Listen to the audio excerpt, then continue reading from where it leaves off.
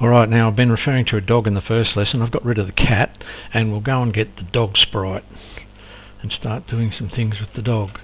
I'm going to use dog 2, and I'll start him off over there, and he's going to jump. So first things first, we'll just get him in the right position. Him, her, whatever. So let's go there. A little bit further maybe, and up a little bit perhaps. Let's see how that looks. That's good. So as he gets as he gets to this hydrant, he's going to jump. And to make him jump, we need to press a key.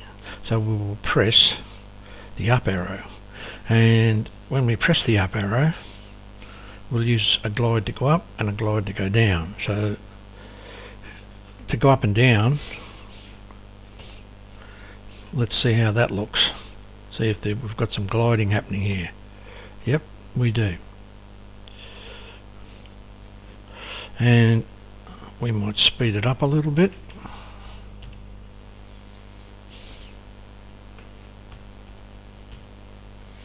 How does that look?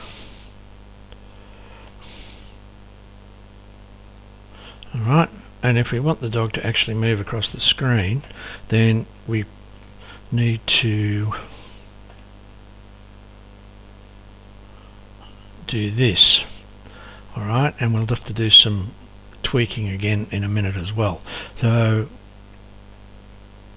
we're going to change X by that. Now if we do that, we need to use the X position, otherwise the dog will just keep going back to the original position.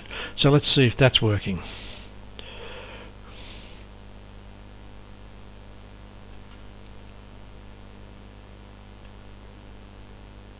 Slowly moving across the screen, little bit by little bit.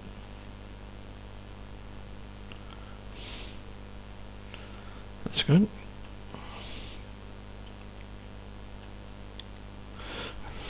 Let's try 20. Move things a little bit faster. Try that. See how that looks. That's a bit further.